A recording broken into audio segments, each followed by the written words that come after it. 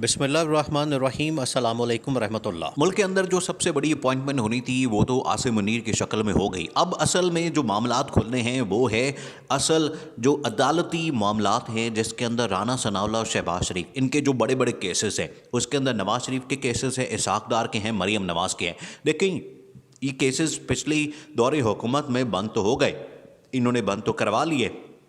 General Bajwa کے دور میں انہوں نے ایک ڈیل کر لی تھی اور ڈیل کی شکل میں ان کو ریلیف تو مل گیا تھا، اور ریلیف بھی ایسا ملا کہ ان کے سارے کیسز معاف ہو گئے، ان کو یہ دودھ کی طرح دھلے باہر نکل آئے، ان کو وزارتیں بھی مل گئی، ان کو پرائم منسٹر بھی بنا دیا گیا، ڈسکوالیفیکیشن بھی ختم ہو گئی، مریم نواز کو پاسپورٹ بھی مل گیا، مریم نواز ملک سے بھاگ بھی گئی، نواز شریف کو بھی پاسپورٹ مل گیا، نواز شریف بھی لندن سے بھاگ گیا۔ یہ سارے معاملات اب معاملہ اصل میں کھلنا ہے سپریم کورٹ کے اندر، عدالتوں کے اندر، اور یہ چیف جسٹس عمر عطا بندیال اور باقی جو 3-4 چیف جسٹس ان کے ساتھ جو ججز ہیں، جس کے اندر اطہر من اللہ بھی شامل ہیں، اب ان کے اوپر یہ ساری ذمہ داری آتی ہے، کیونکہ سارے کے سارے اب کیسز جانے ہیں سپریم کورٹ میں، عدالت کے اندر، اور یہ جو سپریم کورٹ نے ان کے کیسز کو ٹیک اپ کرنا ہے، اس کے بعد اس حکومت نے گھر جانا ہے، کیونکہ اس کے بعد ان کے پاس استعفیٰ دینے کے علاوہ اور کوئی چارہ نہیں ہوگا۔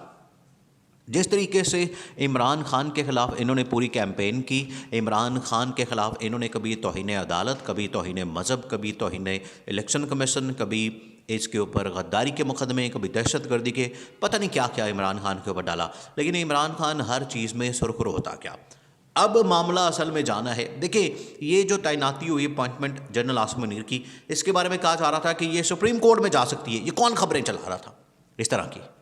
اصل یہ جو خبریں چلائی جا رہی تھی، اس کے یہ ایک نیگیٹو پروپیگنڈا تھا، اور پوری کیمپین لانچ کی ہوئی تھی مریم نواز اور اس کے میڈیا سیل نے، جو نون لیگ کا میڈیا سیل ہے، جس کے اندر مریم نواز لیڈ کرتی ہے، اور اس کے اپنے جو صحافی ہیں وہ یہ خبریں چلا رہے تھے کہ یہ معاملہ جا سکتا ہے سپریم کورٹ میں، یا سپریم کورٹ میں جا سکتا ہے، عمران خان روک دے گا اگر اس نام کو ویریفائی یا اس نام کے اوپر سگنیچر نہ کیے گئے تو یہ سپریم کورٹ میں چلا جائے گا۔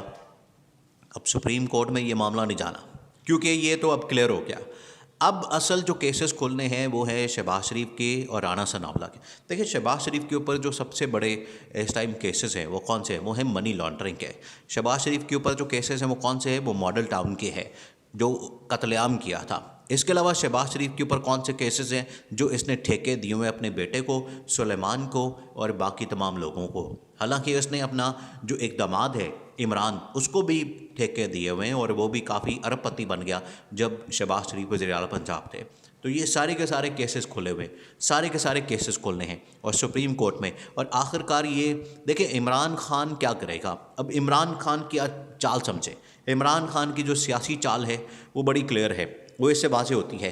عمران خان ایک تو جائے گا، اس ٹائم میڈیا کی جو جنگ ہے، میڈیا کے اندر عمران خان جو نیریٹو لے کے چل رہا ہے وہ تو بڑی کامیابی سے چل رہا ہے، اس میں تو عمران خان کو کامیابی مل رہی ہے۔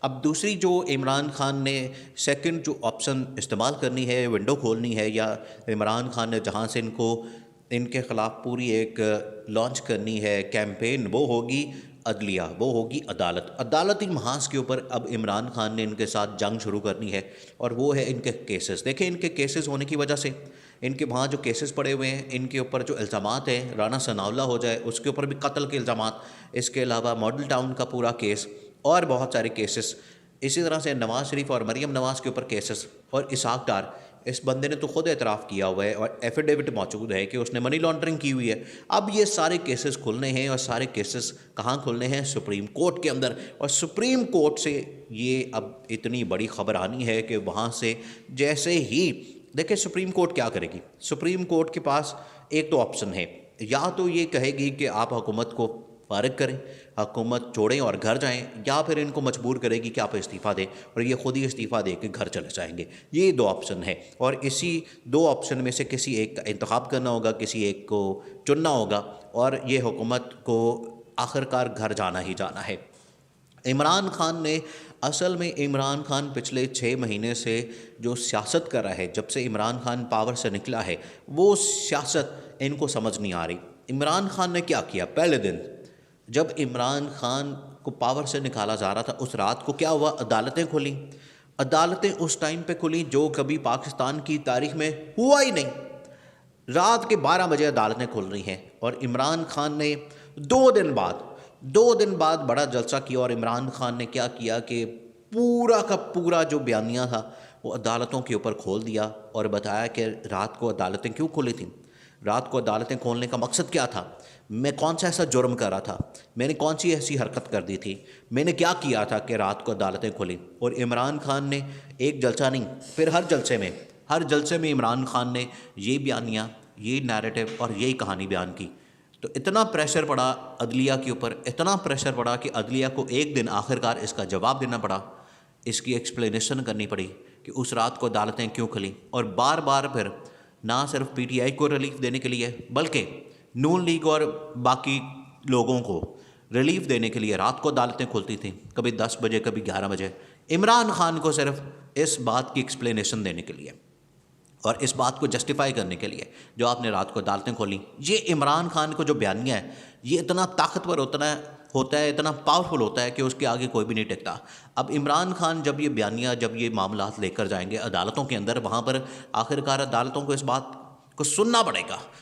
اور یہ جو اس ٹائم پاکستان کے اندر کرپشن ہے جو نون لیگ یا شریف خاندان نے کی ہوئی ہے وہ سب کو پتہ ہے.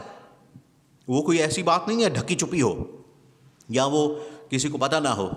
وہ انٹیلیجنس رپورٹس بھی اس کے اوپر ہے, اس کے اوپر پوری کی پوری فائنڈنگز ہیں, اس کے اوپر پوری کی پوری انویسٹیگیشن ہو چکی ہے, سب چیزیں کلیئر ہیں.